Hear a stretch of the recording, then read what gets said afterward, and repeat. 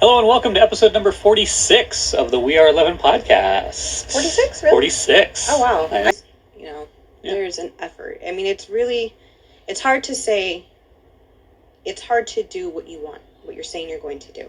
Coming from experience, like I'm going to get up, I'm going to go run in the morning. I am not going to do that. Like, I accept that of myself, that I am not the morning person within this couple. I don't want to be.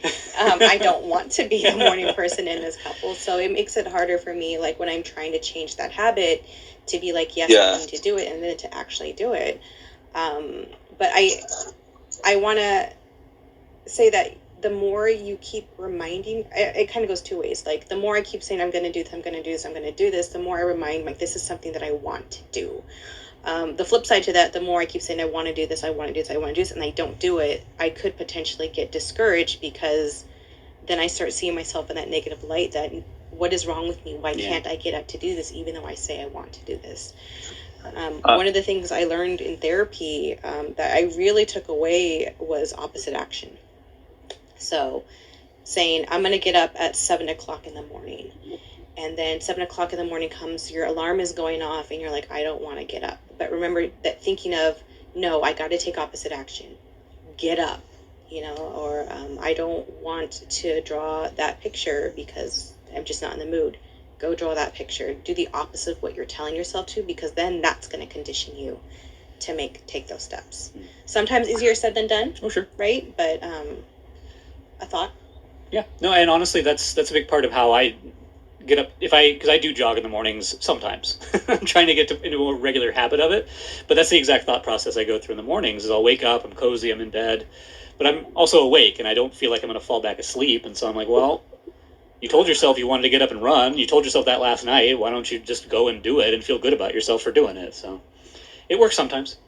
I wanted to add something into that. So something I kind of learned from not from my personal therapy, but from my job and speaking to therapists. For an example, when they're trying to get somebody to stop smoking cigarettes, telling them stop smoking cigarettes is not going to make them stop. They are not going to stop until they have a reason why they want to stop. So they'll go through a series of questions. Like, why did you come in here for this?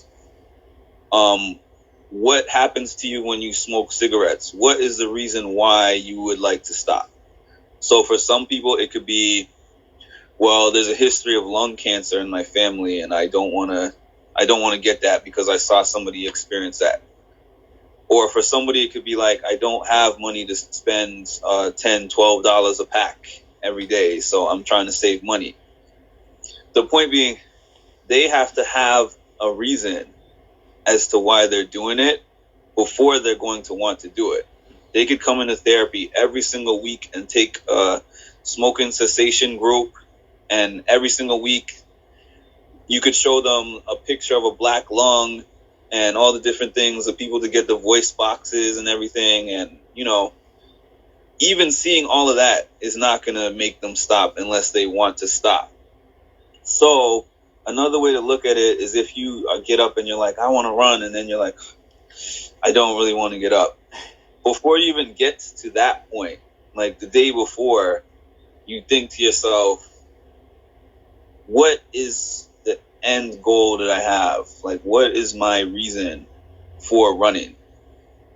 Whether it is, cardiovascular reasons to help your heart or something, or you're trying to look slimmer or trimmer, or you're just trying to feel more youthful, happier.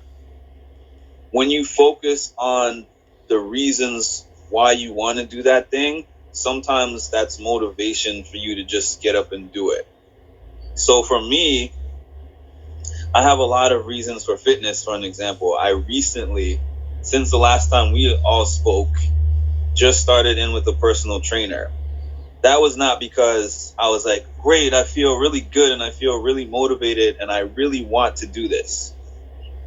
I thought really hard about my reasons why I want to do fitness. And I said to myself, fitness is not just for aesthetics for me. It helps keep my mental state stable. It makes me feel good. It makes my body feel good. It's like a special feeling of accomplishment when I make goals and I reach them. It's just a big part of my life that has been missing. So I reached out to this guy, I signed up with him. When it came time for the first session, I was not like, yeah, let's go. I was like, oh, what did I just do? I was like, man, I kind of wish I had waited a little longer until I feel a little bit more ready. But then I was like, you know what? Remember all those reasons why you committed to this thing. So you're just going to keep doing it until the motivation catches up to you. And it still hasn't, but I know that it will at some point. How have you felt since you started your personal training? It's tough, but I'm glad that I started, because I feel like I could have dragged it on till the end of 2020 and then been in a much worse place at the beginning of next year. For Dylan's birthday, I signed him up with a personal trainer in a private studio, mostly because the bigger gyms, they were kind of reopening, but for his specific type of training, I wanted it to truly be a one-on-one and also safe environment. Yeah. And so I wanted to ask, like, did you experience something similar? 100%. Like, No, I most of the time, actually, before I go, I'm just thinking, like, not today. I don't know if I want this today. I don't know. But then leaving after the session, I'm just kind of like, I'm glad I did that, you know? Yeah. So, yeah, it can still be a hurdle to get over when you're trying to walk out the door, because you're just like, no, I'm here, I'm comfortable, I can just lie down, I can eat something, whatever. But taking the effort to walk out the door, get in the car, and drive down there, and then put your body through, like, minor hell, and then, you know, you're like, why am I doing this? And then you do it, and you're like, I remember this is nice. I'm glad I did it. So, yeah. There was a point in time a few years back where I don't know if it was before or after ISIS. I was going through depression and job was getting stressful, and I was looking for an outlet, because I am a very physical person. Like, that's how I learn. That's how I help my energy, even though I'm not very good at it. But I knew I needed something to be physical. Like, I wanted to get in shape. I need to move. It needs to be dance, or it needs to be me beating something up.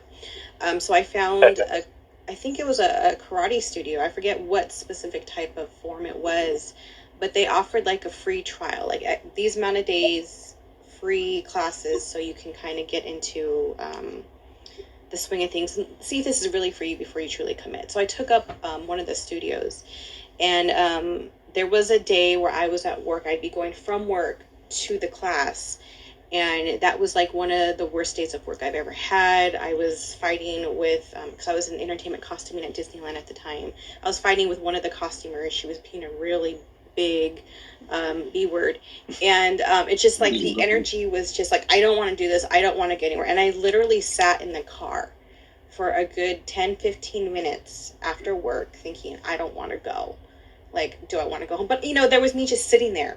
If I was saying I don't want to go, I could have just really gone home. But I guess there still was that part of me of like, no, you should go. And I think I had messaged you, Dylan, saying, I believe so, yeah. I don't feel like doing this. It was a really bad day. What should I do? And he said, you should go. So I did, and I was even late that day, but I was also the only one in that class that day. So I got a lot of extra attention, and I think it was a kickboxing type class. So part of the exercise was beating up a dummy, and I walked out of that class a completely different person, if you will, like completely different energy after that class because of that experience. So even if it's not just for personal well-being, I mean, just the mental capacity, the mental flex that you get to do by physically getting an energy out, especially a negative energy out, is so beneficial. Looking back, I wish I had stuck with it a little bit more. It was a bit of a trek from where we lived at the time, but I could see the benefits of it. And I know I don't like to use the word motivation or motivated a lot, because I mean, it really comes from within you, understanding your reasons, like you said, Mark, you know, knowing what your reasons are to get that quote unquote motivation to go out. But I see the benefits, and I kick myself in the head for not sticking with it the way you guys have stuck with your personal training. I don't want it that. Don't give me too much credit. Yeah, I'm only 3 sessions in. So. But that's 3 sessions in. You know what I mean? Like I took advantage of those free classes, but then I could have signed myself up for more classes to keep going, but I chose not to, and I think that's something I regret. And I think you can't discredit yourself for the steps you took to go to those sessions, however many they've been. 3, and Dylan had 9. I'm up to 9. Yeah, I have one more on this initial run. Oh, but right. But they been closed. So. So I've got one more to sit in there. I think that's really important to understand where you are at the time. Give yourself credit for the things you've done and accomplished, but really try to push yourself. Don't use my example of, I'll get to it. I would also like to interject, though. Give yourself a little bit of credit for where you were at the time you made that decision to not anymore. And I understand it's not the decision you, looking back on now, wanted to make, but in that moment you made that decision for reasons of that moment. And so just be accepting of that. Like, okay, it's not exactly the way I wanted, but we can change that going forward and figure out things. Just don't be so hard on yourself.